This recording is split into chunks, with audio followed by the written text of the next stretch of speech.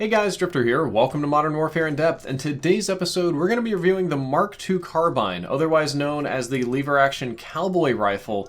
And I gotta let you know, just up front, as honest as I can be, the MK2 Carbine is not a good gun. Like, at all, in any way. This is not a weapon where I'm going to say, well, actually, while it may not be a good general weapon, it fills this niche very well. No, it doesn't. It's just not very good. This weapon exists solely for fun. You should only use it for style points, to troll people, because you want to challenge yourself, because it looks cool. You don't use it because it's a good weapon. And now I have to tell you why I don't think it's very good. And I can already hear Kyoko telling me why I'm wrong, because she absolutely loves this weapon. But anyway, here we go.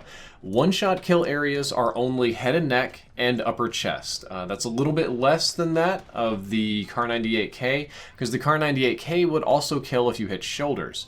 Unfortunately, the two-shot kill areas on this weapon do include shoulders, arms, chest, just about everything else. So unless you hit head, neck, or pecs, you're not going to get a one-shot kill. The other damage areas do deal a lot of damage, that they're all 90 to 70 anywhere else on the body, so it's pretty much always a two-shot kill at any range. As long as you hit them twice, they will die, which isn't the worst thing, but unfortunately there is a damage fall-off range on the MK2 Carbine, just like there was on the Kar98, and what this means is your one-shot kill range, for the chest anyway, is only 18 meters. After 18 meters, only headshots will get the guaranteed kill, like a proper sniper rifle, but literally 18 meters and closer is what you need for the chest up kills, which is not very far away. You're seeing it on the screen or have seen it already. It is really close. That is outclassed by the FAL, the Odin, some of the submachine guns with the right attachments. That is a very, the RPK, honestly, that is a very tiny range. And when you put the longest possible barrel on this weapon, and then you put the monolithic suppressor to just like double boost the range as far as it possibly can, it goes up to 26 meters, which is pitiful in my opinion.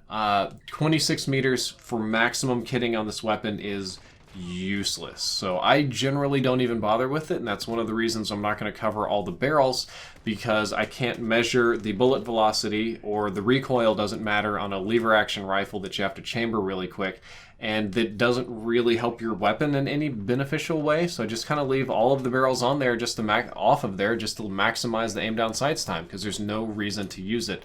The range on this weapon is pitiful. I mean, it's really pitiful, and that's what really hurts. And to actually snipe somebody, you're going to have to do a lot of two-shot kills and a lot of like quick succession. And that's one thing the weapon can do decently, which we'll talk about on the stopping power part. You can get decent follow-up shots on people, but it's definitely less than ideal.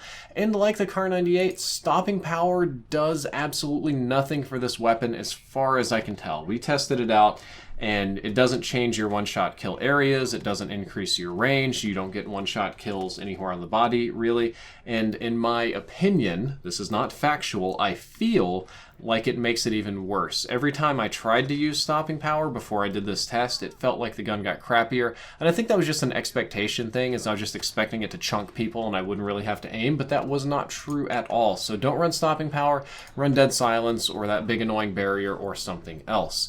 One of the few things this weapon does have going on for it is, for this type of weapon, it shoots pretty fast. The rate of fire is 91 rounds per minute, and this is lever action. It's pretty similar to bolt action. If you sprint off or you do something before you pump that next round in, you'll have to do it when you're done. But this isn't bad. This means that you can follow up reasonably quickly. There's a lot of shotguns and pistols and stuff that fire roughly this rate that's faster than most of the other sniper rifles. You will be able to get follow-up shots with this weapon sometimes, which is better than no times with the Kar98, but not a lot better. And the MK2 Carbine really isn't a sniper rifle. It has worse almost everything than the sniper rifles. It's got worse range, worse one-shot areas, worse muzzle velocity, worse bullet drop, worse scope choices, worse just about everything. Yes, you can snipe with it. Yes, you can put big scopes on it. You can go for headshots. You can try to double tap people. Lord knows I did it aplenty in this video. But that's really not the optimal way to use this weapon, and you could really use just about any other sniper or just the Kar98 and have better success at it. So what's this weapon good for then?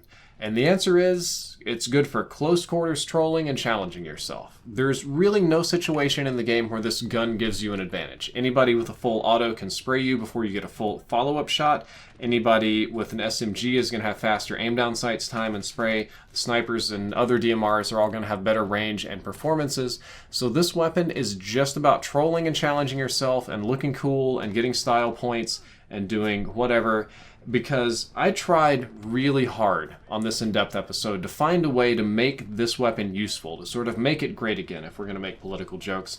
And as hard as I tried, I really couldn't get anything going on, and it was tilting me off the planet to hit people in the shoulders, and it kind of looks like a body hit, and just get that feedback that I did the thing, I quick-scoped, I was faster than them and better and smarter, but my gun just doesn't kill, and that's really demoralizing, which leads us into our Astro skit of the day.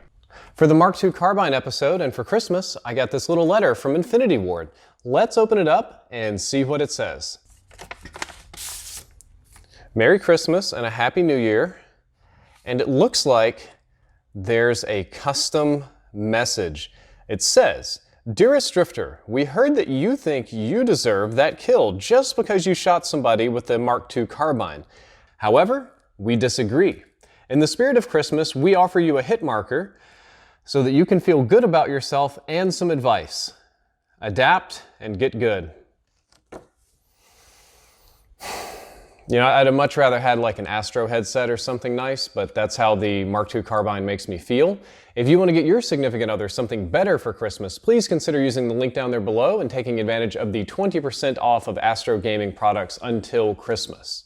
Well, that skit was sponsored by Astro Gaming. It didn't really have a whole lot to do with headsets, but if you would like to purchase Astro headsets for 20% off, they're having a sale until Christmas. The link is down there below in the description. You can click and pick yourself up some. That is the most direct way to support this channel right now. So let's move on to some other facts about the Mark II Carbine.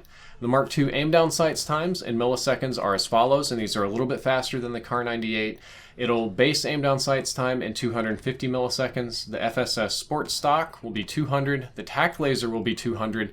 And if you put the Sport Stock and the TAC Laser on there together, it'll go down to 183, which is only 1 frame less, which isn't like amazing, but it's still some benefit. The sprint out time is actually really fast at 166 milliseconds. I'm not quite sure what's going on with that one. Typically the ADS and sprint out times are really close together, but this one is different. It may be bugged, maybe I measured it wrong, but it was really fast. And the stippled grip tape showed no measurable differences in any test that I did, so I excluded it. I don't know what's going on with that and marksman rifles in general, but it just seemed to be useless and make the weapon shake more. So the summary of all of this is that while the sprint out time may be bugged, it seems to be bugged in your favor, and you only need 2 attachments to minimize your aim down sights time. You don't really have to put a whole lot on this weapon to make it snappier and faster, but no matter what you put on it, it won't be a good weapon. You'll just be making it a better weapon, but not really a good one. Reloading is a little bit slower than what you want because you have to put in 1 bullet at a time. A normal full reload is 4.1 seconds, and if you use sleight of hand, that's 3.15 seconds, which is, I guess, 25% faster, roughly. Not ideal, in my opinion. Often not worth it, but there's not a lot of good attachments to put on this gun. And the iron sights would be great on any other weapon. Like, there's nothing really objectively wrong with the iron sights, except for the fact that this weapon requires such precision, and you absolutely have to hit certain points in the body. You can't get distracted by any clutter or dust or junk or obstructions on your screen, that having any sort of iron sights feels like a detriment compared to just running a dot sight on the weapon. And there's no time where the Mark II Carbine is really going to give you an advantage over other players. We talked about this before. It's just not going to happen. So if you use this, use it purely for fun or don't use it. That's really it. If you're using this for fun, and you just have to accept that in your heart of hearts. This is not a competitive weapon. There's a reason that soldiers in 2019 don't use weapons from 1866 from the Civil War. And this is, you get a nice simulation there of how it would go. My favorite class for this weapon, though, if you are going to use it, I like the GI Mini Red Dot. That's my personal favorite. It's nice, it's clean on this weapon. Tac Laser, Sport Stock, Sleight of Hand, and I do run a suppressor, typically the monolithic one, because with the aim down sights attachments, I've got it going faster anyway. But the suppressor keeps me off the radar a bit, and it's a little bit quieter. Oh, it's not really radar anymore, I know, but it's a little bit quieter, and it draws a little bit less attention to me in close quarters, which is nice overall. Guys, I hope that you enjoyed this shorter, in-depth episode. I wish I could do longer, but there's just not a lot I can recommend about the weapon. If you did enjoy it, don't forget to like, favorite, and subscribe, or pick up an Astro headset. Drifter out.